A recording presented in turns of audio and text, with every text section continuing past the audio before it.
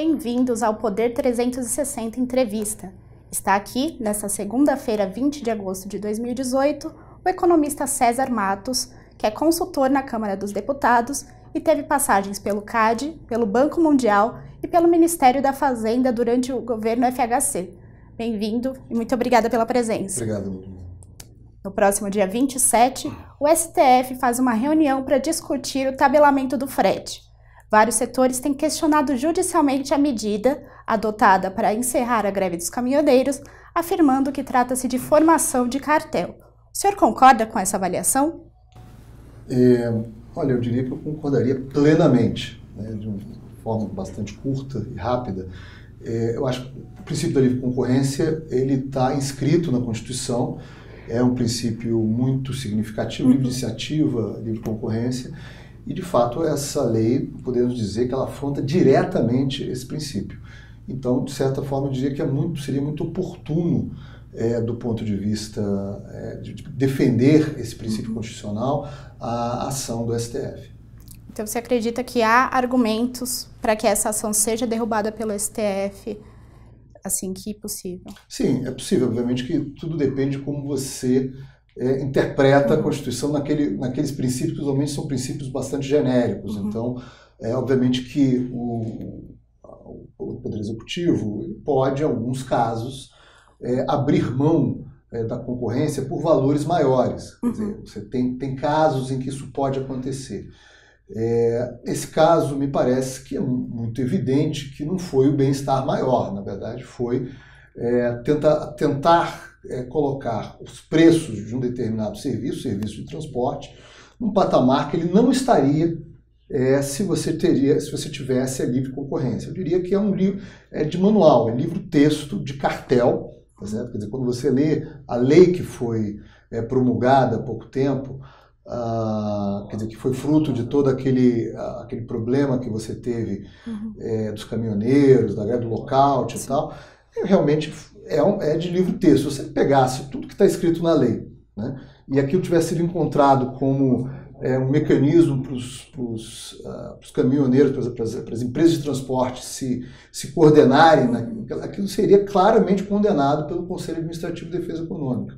É como um cartel, quer dizer, uma coisa que você está jogando o preço, você está prejudicando o consumidor, quer dizer, no caso é quem transporta as mercadorias. Isso aí é direto na veia dos preços todos da economia. O transporte é insumo para tudo. Então, eu diria que do ponto de vista da defesa do consumidor brasileiro e de um insumo fundamental para o funcionamento da economia brasileira, realmente é desastroso essa lei. E os caminhoneiros argumentam que para os trabalhadores autônomos essa lei cria um piso salarial. Sob esse aspecto, essa medida é positiva?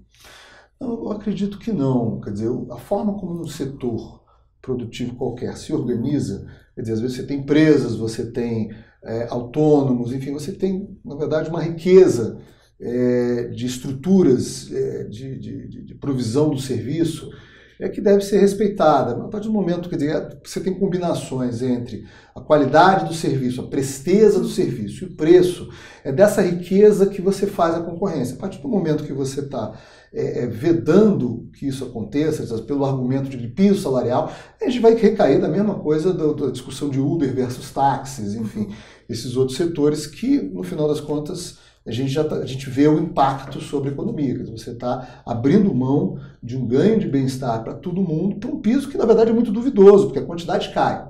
Certo? A quantidade cai com impacto que, na verdade, volta. Porque os preços das mercadorias todos estão maiores. O cuidado, quer dizer, quando você tem um preço garantido, o cuidado que você tem em atender o seu cliente é menor. Então, eu diria que o conjunto de prejuízos que você causa à economia é muito maior do que eventuais ganhos que você tem de piso salarial de uma determinada categoria. E é possível identificar quais os setores da economia que têm sofrido mais com essa medida, que são mais impactados com o tabelamento do frete? Olha, de repente, a gente tem que ver quais... Porque, na verdade, o que está acontecendo agora é uma verticalização, quer dizer, várias empresas que estão resolvendo transportar. A Cargill, acho que foi um caso bastante interessante, que ela está montando a sua própria frota para diminuir o custo do transporte do seu produto, né? Então, no final das contas, o que está acontecendo é que esses setores mais afetados e que talvez, em tese, beneficiasse mais as transportadoras, ou mesmo os autônomos, em tese, vai ser onde você vai ter maior redução de consumo, porque está claro na lei que, quer dizer, se você fizer uma convenção, qualquer coisa que baixar o preço daquilo, você vai ter o poder público em cima de você, vai ser uma infração contra a lei, vai ser uma ilegalidade que você está cometendo. Então, no final das contas, é o próprio Estado organizando um cartel. E para esses setores que estão optando para ter uma frota própria de veículo, custo inesperado, né, que não estava previsto. Totalmente. Isso é custo do Brasil na veia. E como que as empresas estão se organizando nesse sentido? Olha, primeiro a perspectiva é avaliar se é permanente ou não, né? Como medida dessa do STF, eventualmente eles vão chegar à conclusão que, dependendo do que acontecer, que de fato foi apenas para resolver um problema ali pontual.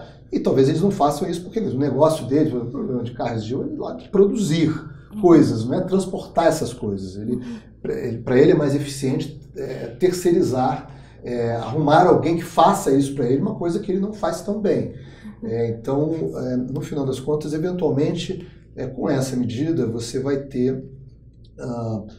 talvez não se tome essas medidas, mas é uma gravíssima distorção na economia. Porque você está colocando agentes que não sabem fazer aquilo direito, fazendo aquilo simplesmente que você introduziu um cartel que encareceu o teu insumo. E agora você mesmo vai ter que prover o seu insumo. Você mesmo vai ter que trabalhar por aquele insumo, sendo que você não sabe, você não é transportador. Você é jornalista, você não sabe mexer com transporte, tá certo? Então, nem eu. Sou economista. Então, no final das contas, você fazer setores fazerem coisas que eles não sabem fazer. Então, isso gera um aumento do custo global da economia. Dada a quantidade de setores que são afetados, é todo setor que você transporta coisas, alimentos, alimentos eu acho que é um setor particularmente afetado pela medida, porque quer dizer, você tem que transportar para vários lugares no Brasil ao mesmo tempo, né? Então, quer dizer, bens de consumo em geral, quer dizer, que o consumo é muito, quer dizer, ele está por vários lugares, que você está trazendo de poucos polos produtores para um monte de lugar que está espalhado pelo Brasil, quer dizer, todas as cidades. Então, de fato, é onde você vai ter mais efeito direto no bolso do consumidor. Mas essa demanda maior por caminhões não causaria aí um melhor desempenho da indústria em determinado momento, um aquecimento do setor, ou seria algo pontual? Olha, o governo anterior ele já tinha feito um programa especial para caminhões, de subsídio a caminhões. A consequência disso foi um excesso de oferta de caminhões. E de pessoas dirigindo caminhões, porque estava barato, muita gente comprou, só que a economia não comportava, especialmente com a maior recessão, quer dizer, que a gente passou, ainda está passando, uma recessão de todos os tempos desde a crise de 29.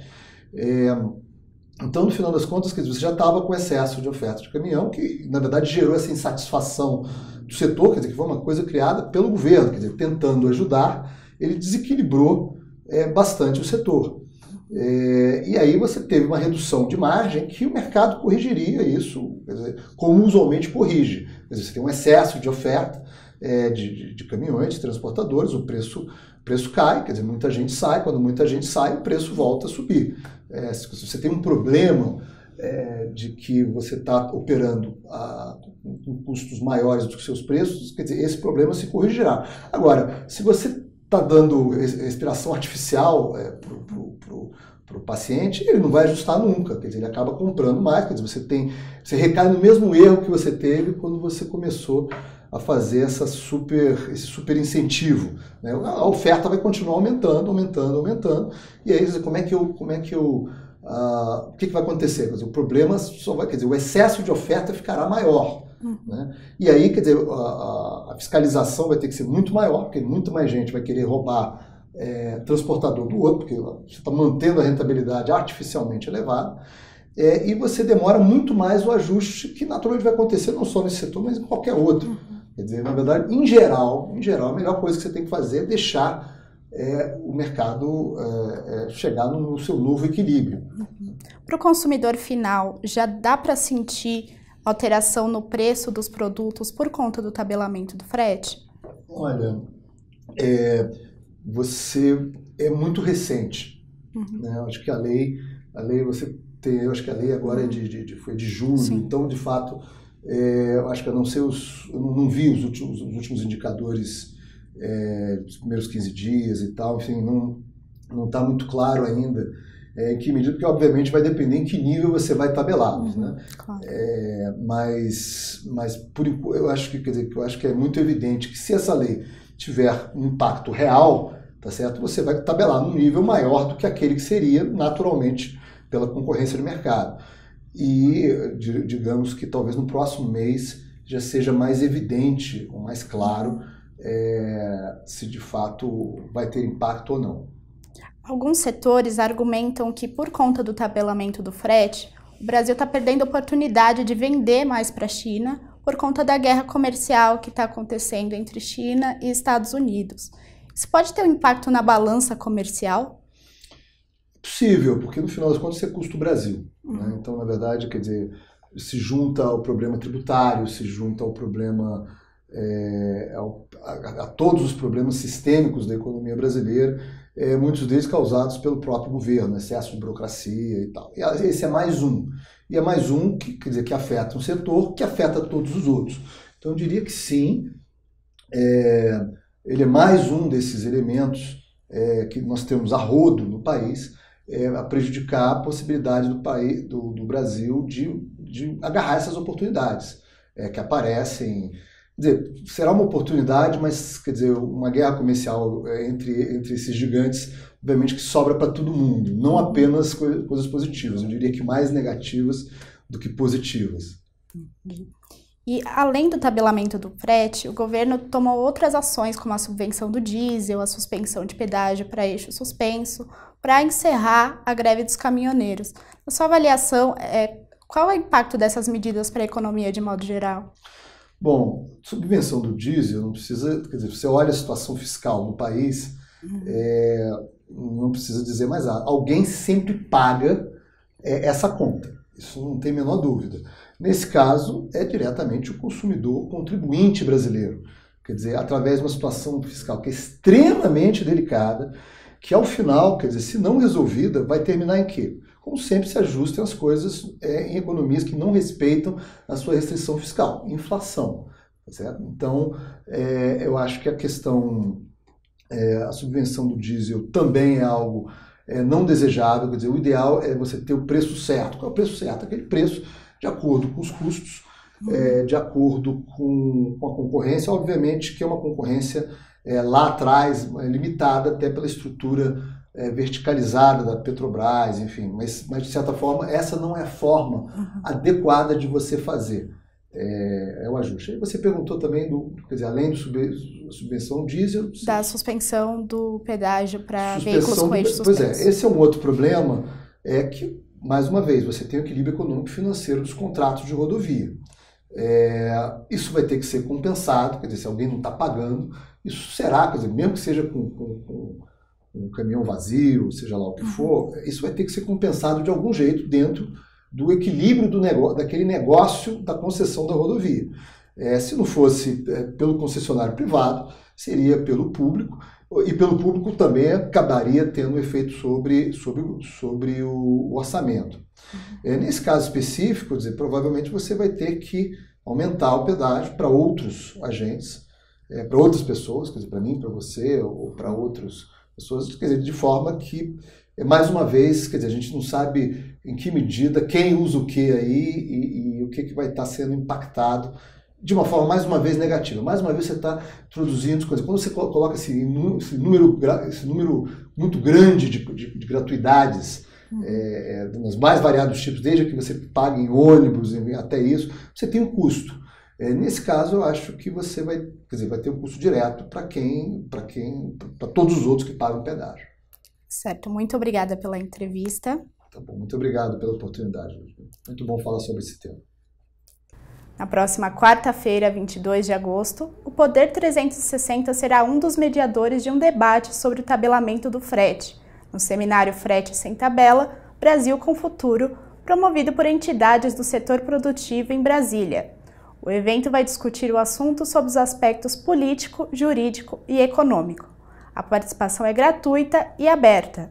Saiba mais no site www.fretesemtabela.org. Até lá!